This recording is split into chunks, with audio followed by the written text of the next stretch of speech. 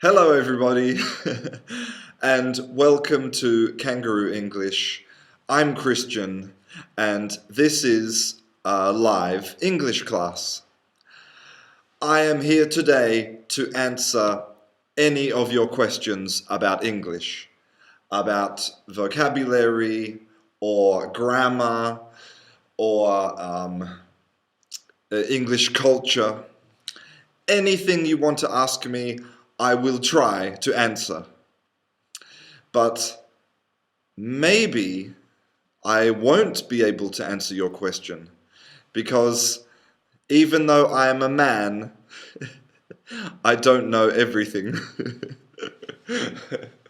uh, terrible bad jokes. I hope that you are all well today. I hope that you are all happy. Today it really is a beautiful day today. I think it's going to be about 20 degrees and beautiful. But last last week on Thursday, it was snowing a lot. I have a photograph here. I don't know if you can see, this is my dog. No, it's bad. This is my dog in the snow. Um, it was very cold. It was very cold. Um, how is the weather? How is the weather where you are? Tell me. Tell me. Um, yes. Yes. If you have any questions, then ask me, and I will try to help you. So before we start, we are going to play our game of Taboo. So Taboo, remember, is where I have to describe this word without these words. So I will describe the word, and then you tell me what you think the word is. Okay, so okay, first word. This is an object. Okay, it's something that you have in your house. Something you have in your house, and it's material. Okay, it's soft material, and you use this object after you have a shower or after you have a bath to take the water off your body.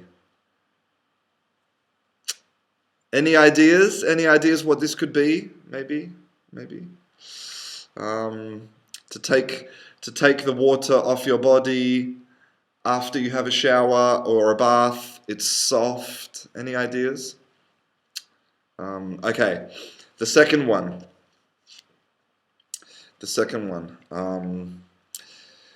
This is yes, towel. Exactly, towel. Very good. Towel. Okay. This one. This is an animal. Okay, it's a small animal. It lives inside your house. It lives in the walls, and it lives maybe under the floor. And it's very cute. It's a very cute animal. And elephants, very big elephants, are afraid of this animal. They are very afraid of this animal. Do you have any ideas what this is? Normally they are grey. It's a grey animal, small. It has whiskers. Do you know this word, whiskers?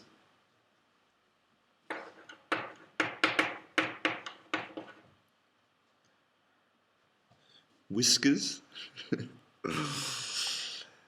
Yes, it is a mouse. Very good. So for all of the people that said towel,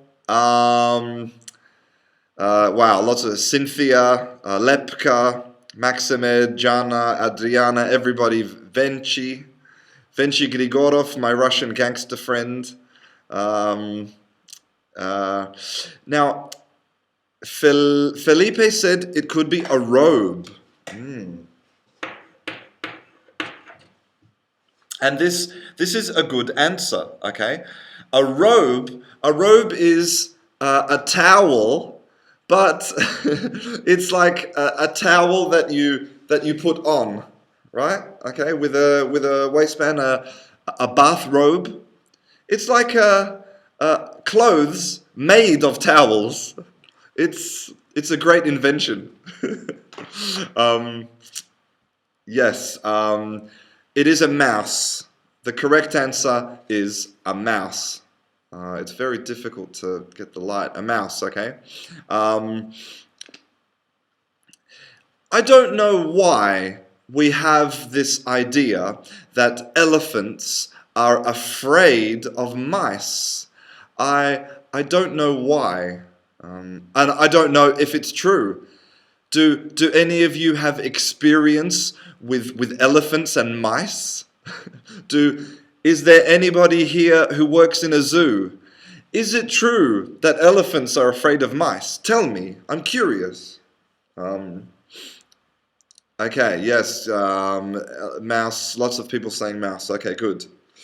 Ooh. Okay. The next one. This is a verb.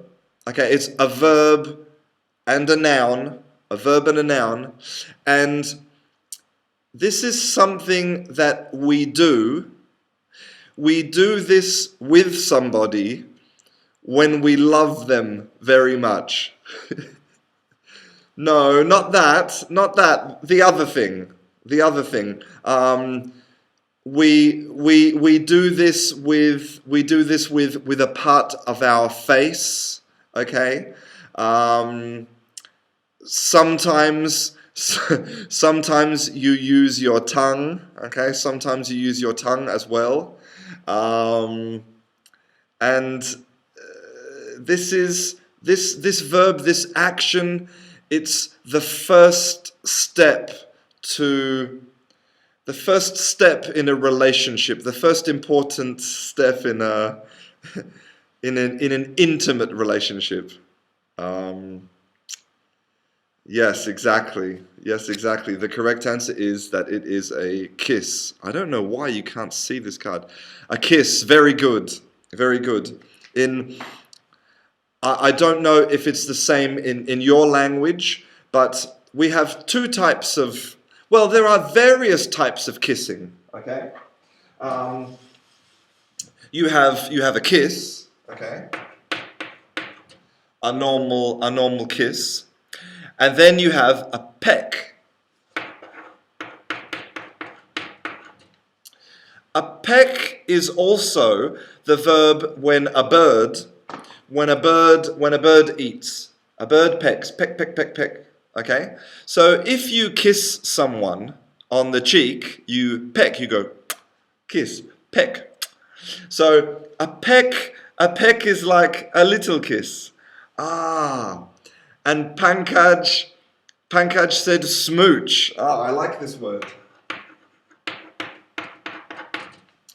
Smooch is maybe like a long and passionate kiss. A long, passionate kiss is a smooch. And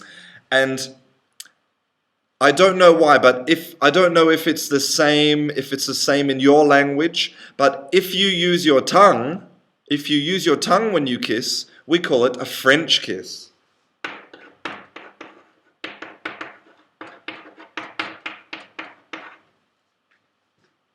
A French kiss. Is it called the same thing in your country, French kissing? Tell me, I'm curious. Okay, so let's do one more of this. Okay, let me try and find one a bit more difficult for you, because you are all incredible students. Okay. Okay, this is something. Okay, it's an object. You can find this object everywhere in the world, in cities, especially in cities, in towns, um, and this object is very important to control the cars so that the cars can stop and the cars can go. This object is important and it has 3 different colors. Do you have any ideas what this object could be? So a lepka is saying that they call it a butterfly kiss. A butterfly kiss is when you use your eyelashes. No, the butterfly kiss, you kiss like this with your eyelashes. Is this a butterfly kiss? And also we have an Eskimo kiss. No, where you rub your nose. You rub your nose on the other person's nose. An Eskimo kiss. So many different types of kissing. Okay, so Anderson says it's called a tongue kiss. Okay, in Slovakia it's a French kiss. Okay, interesting. Yeah, in Colombia it's called pico. I think pico is the little peck. No, the same. Also a French kiss in Italy. Yes, very good. The correct answer is traffic lights. You can't see this card. God damn it. Traffic lights. Great word. Very important word.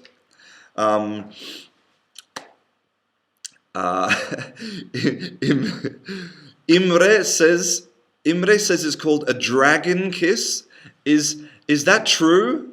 Is a dragon kiss a French kiss? What is a dragon kiss? Tell me. I'm curious. Yeah, so the correct answer is of course traffic lights. Yeah, so a butterfly kiss is with your eyelashes. Interesting. Okay. We'll do one more. Okay, one final one of these before I start to answer your questions.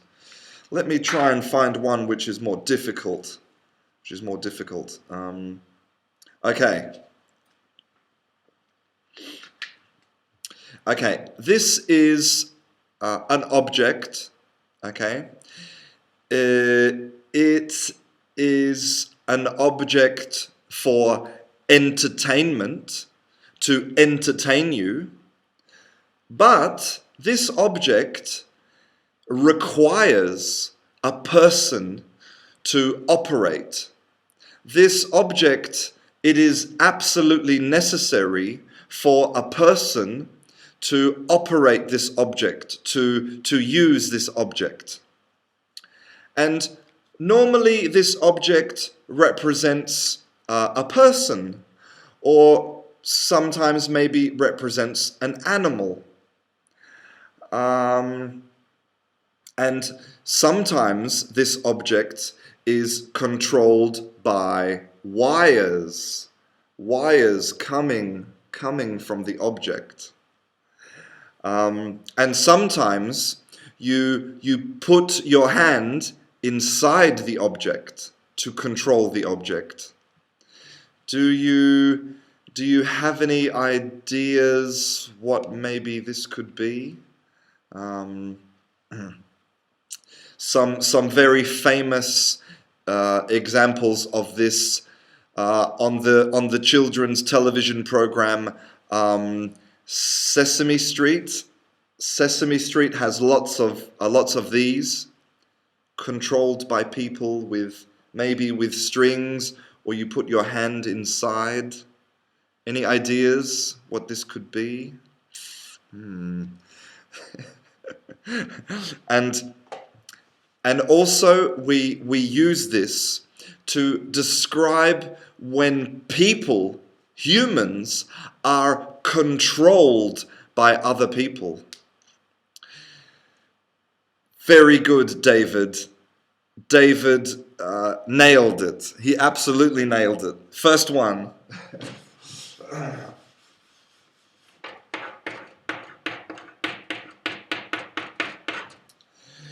It is a puppet. A puppet. A puppet is, yes, a marionette, a puppet, okay? And yes, we can use this to describe people that are controlled by other people.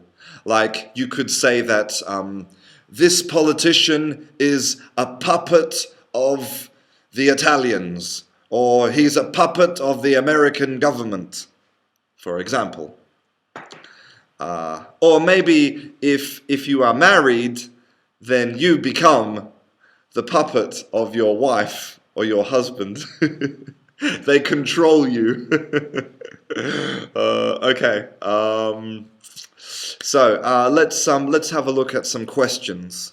So I've gone back to the beginning. So Said, he wants to know, is it correct to say, does it make sense or is it make sense?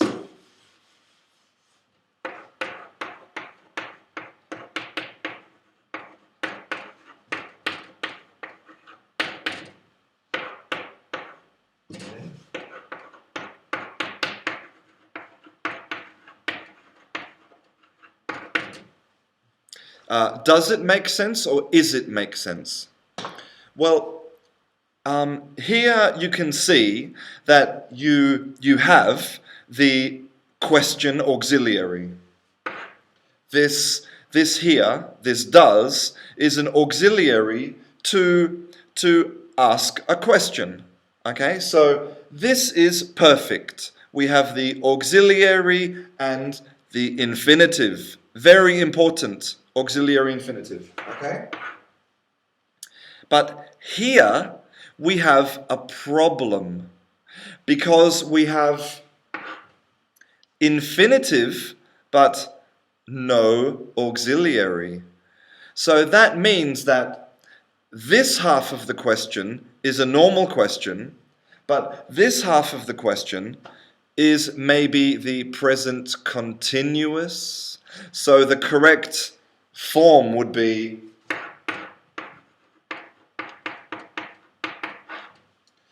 is it making sense? Now it's perfect because we have the inversion, okay? We are changing the order of the subject and the verb, okay, to make a question. So now this is correct. But before, no, before it was not correct, okay? Hello, Maximed from Somalia. How are you? So, okay, so Carmelo wants to know about some positive and negative words in English.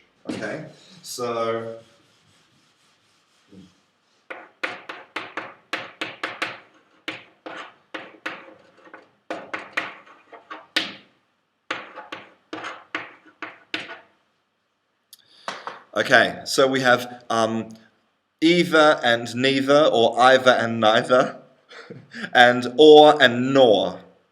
So basically these words, they are partners, they are friends. In fact, really they are the same word, but we have the two different personalities of the word. We have the positive and the negative, okay? So this is like your happy friend that's always positive and good. And here we have your negative friend, your friend who is always saying that things are bad, that it will not work out well in the end. A friend like this, you can call them a wet blanket.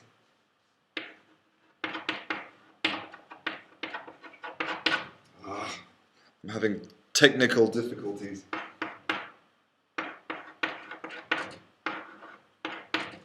Okay, a wet blanket. This, for example, this is a blanket. Okay.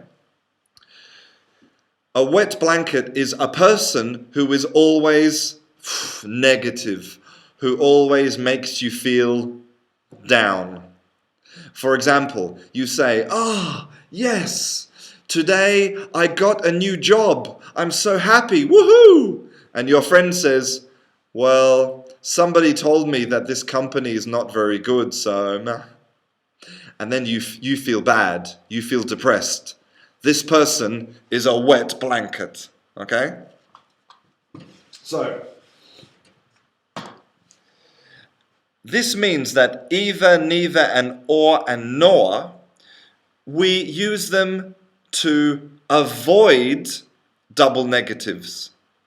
So, because remember, normally in standard English, we don't want to use double negatives. We only want to use double negatives to create a special effect. So normally, to avoid the problem of double negatives, we use these. So for example, if you said, I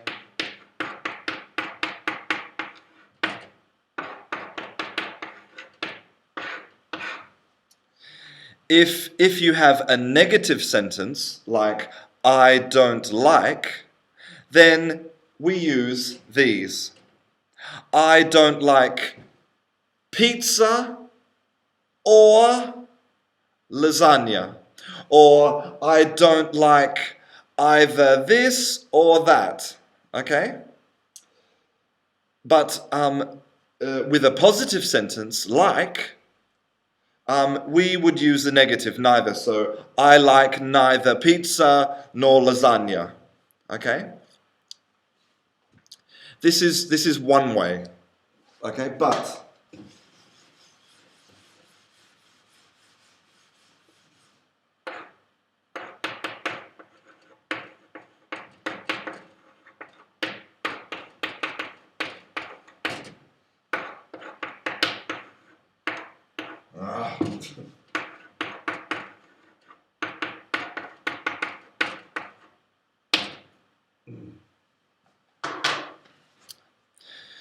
for example, sometimes we have a subtle difference in meaning, okay? If you say, I like neither pizza nor lasagna, or I like neither pizza nor Coca-Cola, you are saying, okay,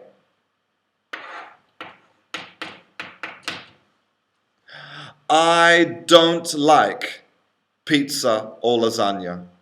You are making the verb negative. I don't like.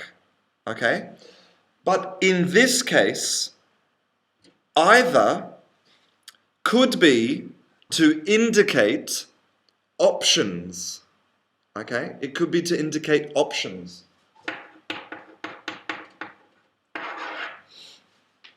So you could say, for example, we could go to either Italy, or we could go to either Italy or France. So it means something different. Sometimes either is the positive of neither, but sometimes either indicates two options. So this is a little difference, okay? But in general, it's positive, negative, and that's it. It's simple, okay? I hope that answers your question. Okay. Okay, I am going to look for another question. Okay. Milena has a fantastic question.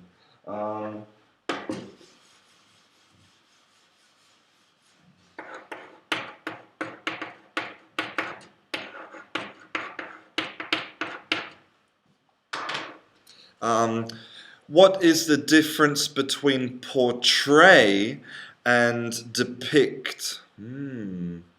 It's an interesting question, and I think that Sometimes they are synonyms. I think that, for example, a book, a book, a book can portray a story of love, or it can depict a story of love. But I think there is a subtle difference, okay? Sometimes, because portray, to me, talks more about the character, okay? Maybe the people. It talks about the characters of the people. But depict, I think, is more the place. For example, you could say that the film depicts London, and the people portray sadness. For me, this is a little difference, okay? But of course, the best thing to do, is, of course, to check. Let's check in our dictionary. Let's see what it says. Okay, depict. Depict, to show someone or something in a picture, or a painting, or a photograph, etc. To picture them, depict, picture, okay? Or to describe someone or something using words. Okay, so you can, depict a person, or, okay, so, well, and then we have portray. Portray says, to describe someone or something in a particular way, or to show someone or something in a book, or to play a character. So it's when the actor acts as a person. So maybe we can say, in summary, we can say that they are synonyms, but this is only for people.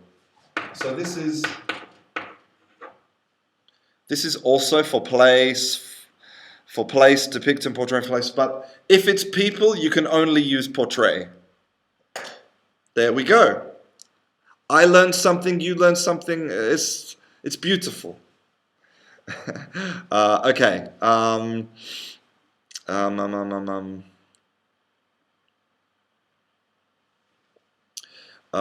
me have a look for another question here. Your comments are really fantastic. Thank you so much. Yes, it's somebody. Well, Moni was, because before we were talking about animals, we were talking about mice. Yes.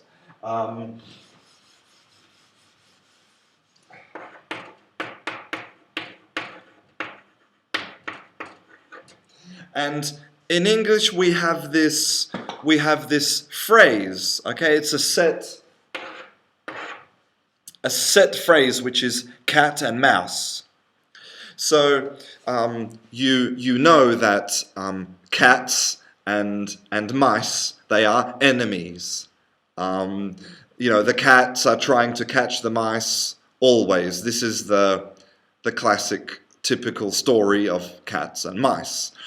So we use this in English to describe a situation where somebody is trying to catch somebody. So you could say, for example, in the film, the police play a game of cat and mouse. Or you could say that the book, you could say, it is a cat and mouse story. A story where maybe somebody's trying to catch another person. So it's a good set phrase. I think it's nice. Okay. Let me have a look. Let me have a look here for some more questions. So Lucas has some questions about when you are describing directions. Okay? So, for example,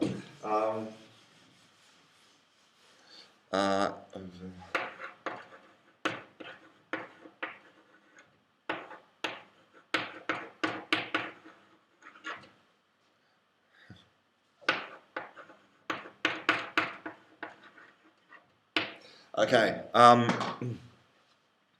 Over here, over there, and over yonder. Now, Lucas, I don't know where you found this word, yonder, but this word really in English now, this word is dead. Nobody says yonder. People only say yonder to be sarcastic or to be like to be funny, because this word is from the time of Shakespeare, and now we don't really use this word. Okay, so we can eliminate this. Okay, unless you want to be funny, and you can say over yonder. Yonder is like a long distance. Okay, similar to over there. So I think you know what here and there. So here is where I am. I am here. You are not here. You are there. Here is where I am, and there is where you are. There is not here. Not here. Okay? But why do we say over? Well, really, it's not necessary to say over. For example, I could say the car is there. The car is here. Or I can say the car is over there, or the car is over here. The difference really is non-existent. I think there's no difference. I think it's probably just a habit to add over, and I don't think it makes any difference to the meaning of the sentence. Over here, it's nothing. Okay, so use over if you want, and don't use over. No problems. It's the same.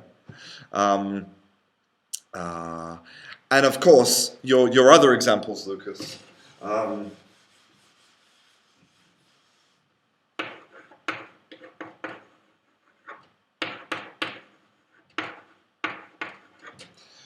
For example, go there and come here. This is different because when you say over here, over is not a verb. Okay, over is not an order. Over is a preposition. So we would say, for example,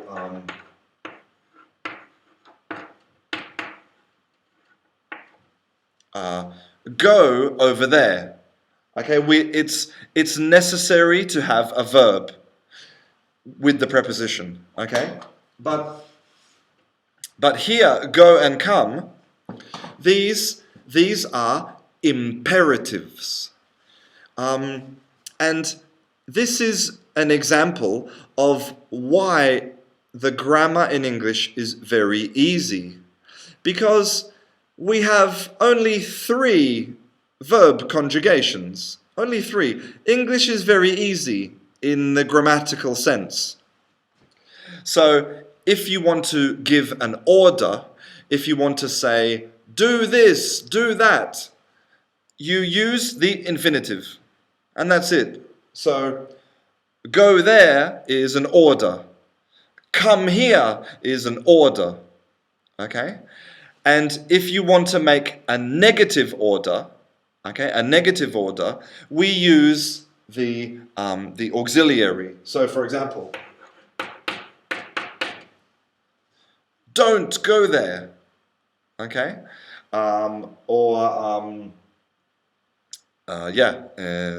This is the very easy, to make orders in English. So if you are in the English military, all day, infinitives. Push-ups.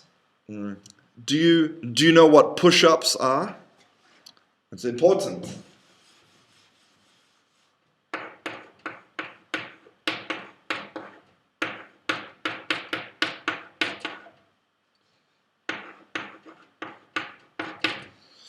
Okay, some very basic exercise vocabulary. Okay, so push up is you're on the floor and pushing up. Okay, push. Yeah.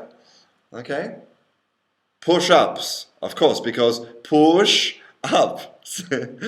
Sit up. Okay, is when you're doing crunches. Okay, yes. For your abdominals, to have a fantastic six pack. To have beautiful, well, in Spanish they say a block of chocolate. Because, the chocolate has yeah. And then a squat.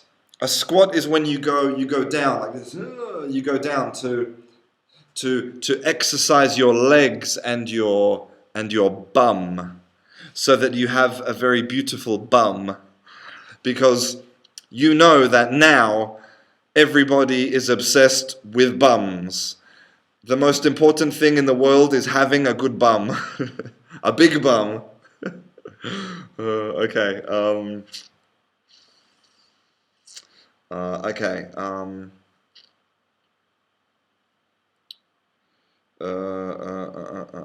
just looking for some more questions. Okay, let me see. So, yes, good. I'm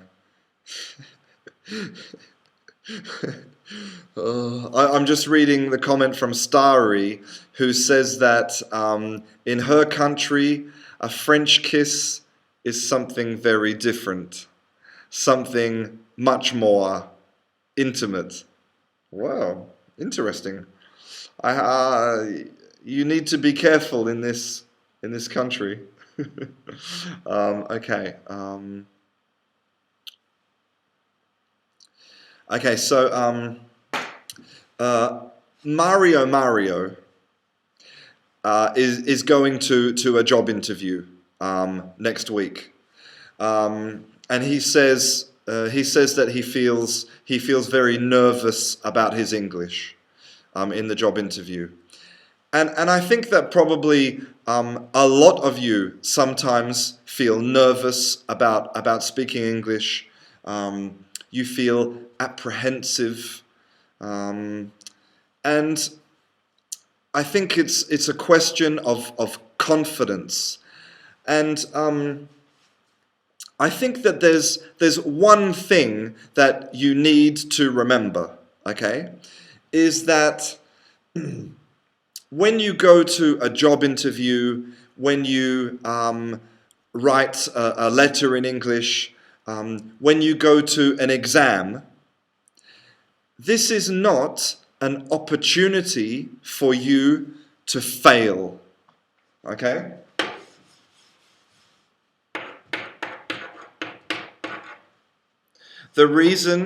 Probably the reason that you feel nervous and you feel anxious is because you are worried about making a mistake. And you are focusing on all of the negatives, the mistakes. But a job interview, an exam, these are not opportunities for you to fail, okay? These are opportunities for you to succeed. You have spent weeks, maybe months, maybe years studying your English. And you need to change your mentality, okay? When you go to this job interview, it's not your opportunity to make mistakes and fail and lose the job. It's your opportunity to show how good your English is.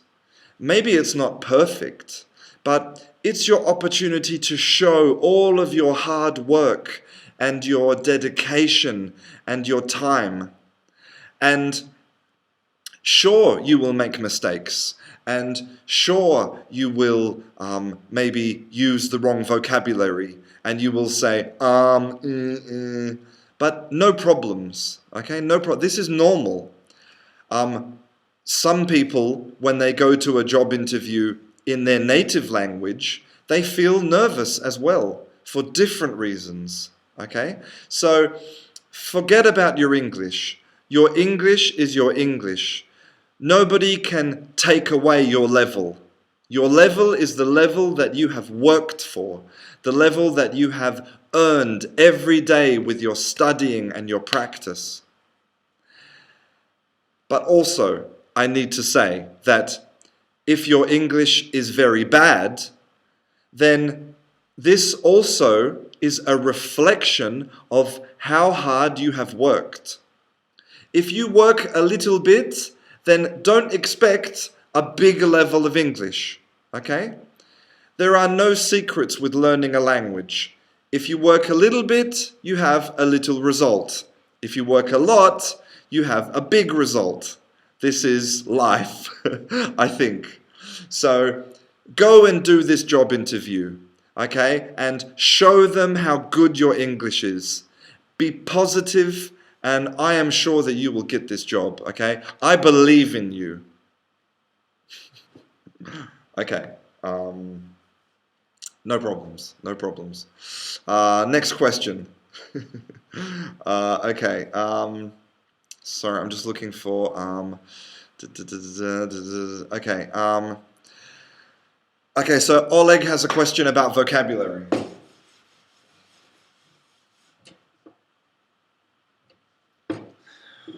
What is this? Well, it depends. It could be a full stop, or a period, or a point, or a dot. Okay, so imagine it's the end of a sentence. In this case, okay, in British English, it's called a full stop.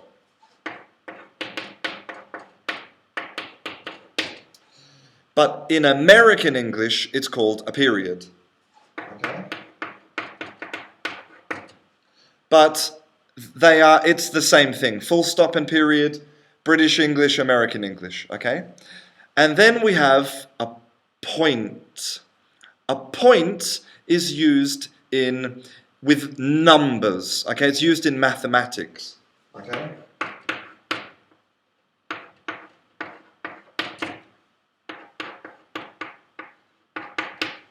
So, for example, this is 77.1265.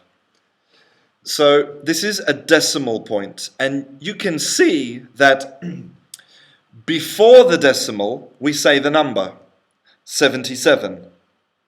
But after the decimal, we say the numbers individually, 1, 2, 6, 5. 77.1265. Okay? But be careful, because we only use this when we talk about numbers in mathematics, okay? When we talk about prices, for example,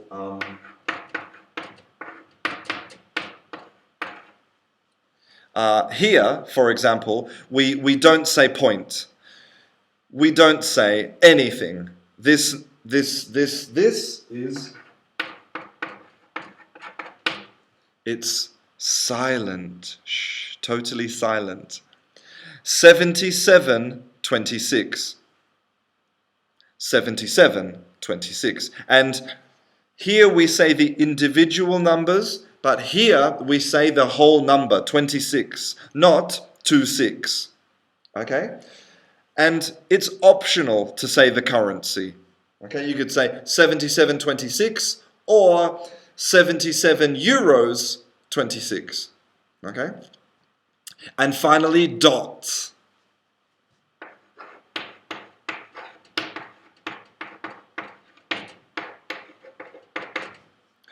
If it is a website, okay, or an email address, something related to computers, .google.com.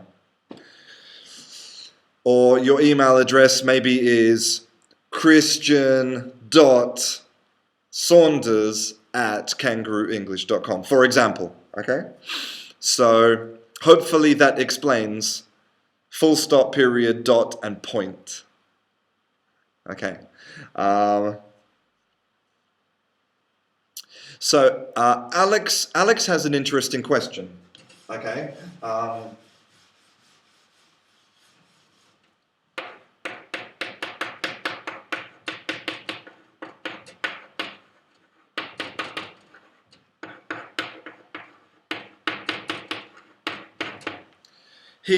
He said that when he goes on an aeroplane, it says life vest under your seat. Okay, a life vest. Yes, you put on the vest and it fills up with air, and then you can jump in the water and woohoo. But let's be realistic. If your aeroplane crashes into the water, I don't think that the life vest will help you. But anyway, why does it say life vest under your seat? Because probably this sentence is not correct. It's not a complete sentence. It should say maybe there is a life vest located under your seat, for example. Or yes, there is a life vest, or you could say, our life vest is under your seat. Here we have, there's no verb. There's no verb. But the reason is that this is using Telegraphic English, okay?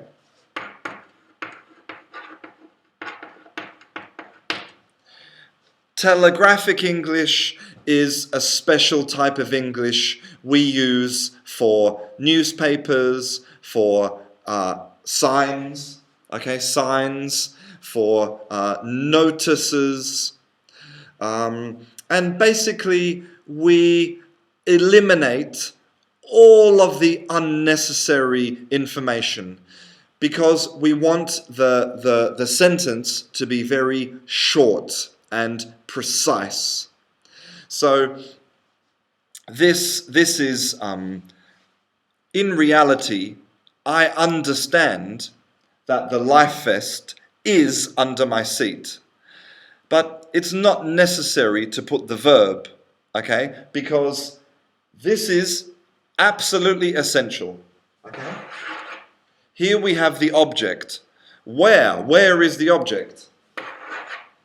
It's under. And under what? Okay, under a seat.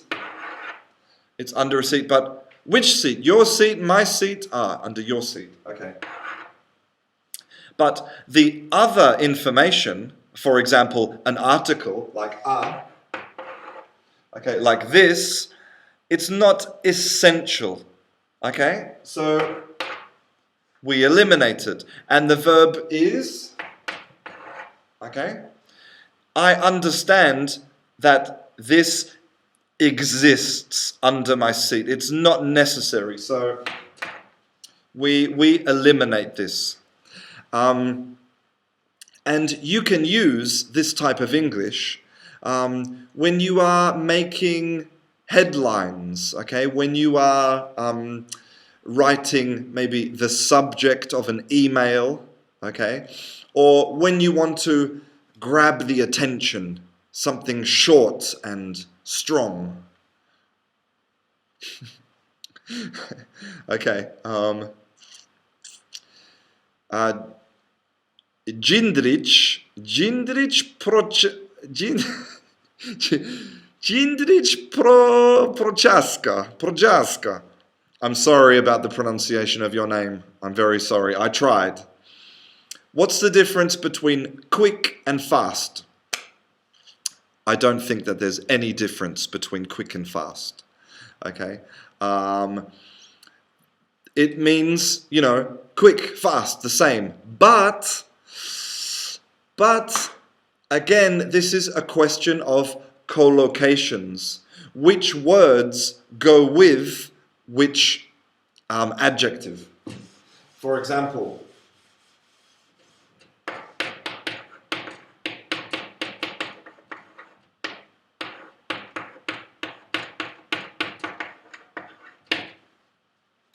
fast food, McDonald's, KFC is fast food, not quick food, okay? And this is an example where it depends on the combination of words, okay? But really, quick and fast, it's the same, a short time, okay? Okay.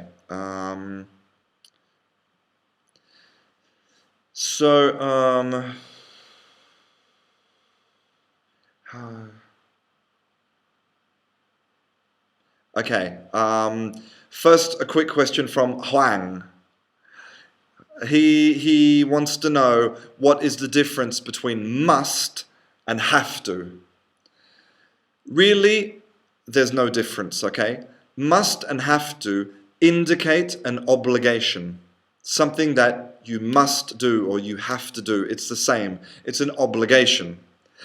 The difference is that have to is much more common than must. Must in English is decreasing its usage. Have to is more popular. It's more informal.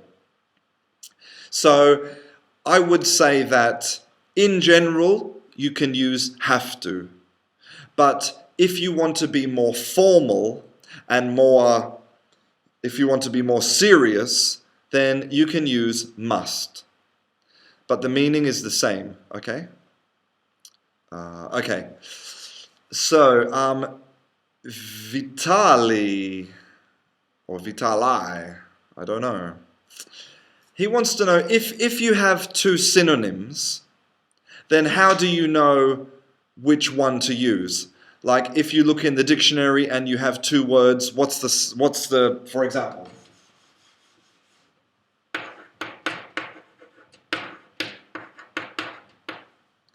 If you have an aim and a goal, or an objective, as well, an objective.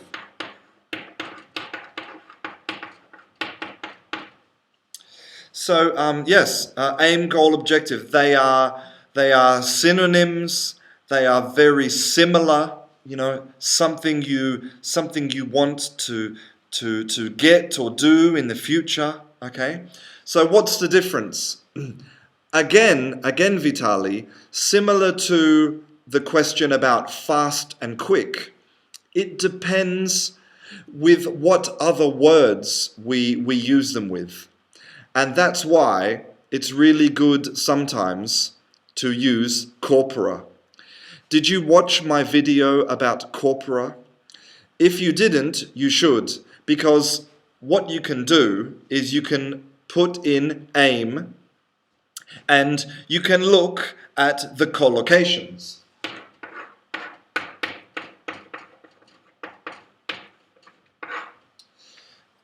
And you can see which words go together with these words. So maybe, for example, an aim might be to talk about your career. And maybe your goal is to talk about fitness, exercise. And maybe your objective is more related to military. So you can look in the corpora, search in the corpora for the collocations with these words to understand when English people prefer to use them, in what situations, okay? And that is really the best way to understand, your synonyms. Tell me if you want any more information about this. Okay.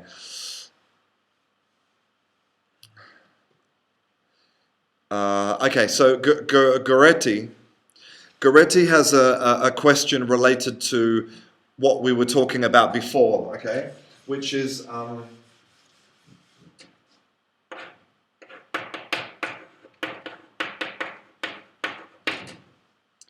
so yes, if I say to you, I like pizza, you can reply, you can respond, you can say, me too, okay? But you cannot say, me either.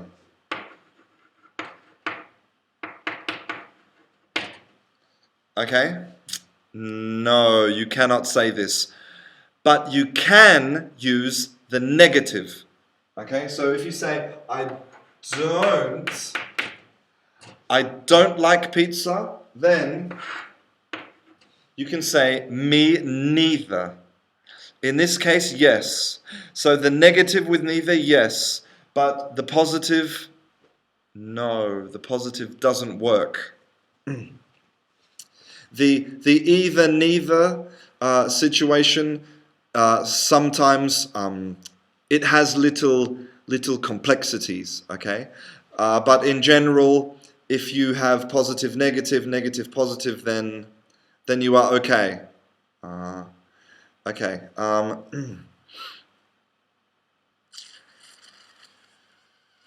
Okay. Sorry, I'm reading some I'm reading some comments. So yes, so Amacor wants to know about whether his sentence is correct. I don't know anyone who has never bought anything on the internet. Yeah, your sentence is perfect. Your sentence is perfect. So why do we say on the internet and not in the internet? The reason is, I have a question. How do you access the internet? How do you use the internet? You use it on your telephone, on your computer, on your tablet. And telephones and computers and tablets, they all have screens. And so the information is on your screen. Okay? The internet is on your screen. So you are on the internet. Okay? This is the reason. Yeah, I have just realized that today my class is maybe 1 hour earlier, because on Saturday night, here in Spain on Saturday night, we changed the clocks for daylight saving, because now it is spring and summer is coming. So the clock's changed. So yes, maybe the class today is at a different time for you. I am really excited because next week, I think in 2 weeks, it is my 2-year anniversary on YouTube. And yesterday, I finished editing my anniversary video. And I'm really excited about this video. I think it's really good. And I can't wait for it to be released on the internet. But you have to wait. It will be released on the 8th of April, which is my the 2-year anniversary of my channel. I really want to show you all now, but I have to exercise patience and be a good boy. So yes, now it's 2 o'clock. It's time for me to go.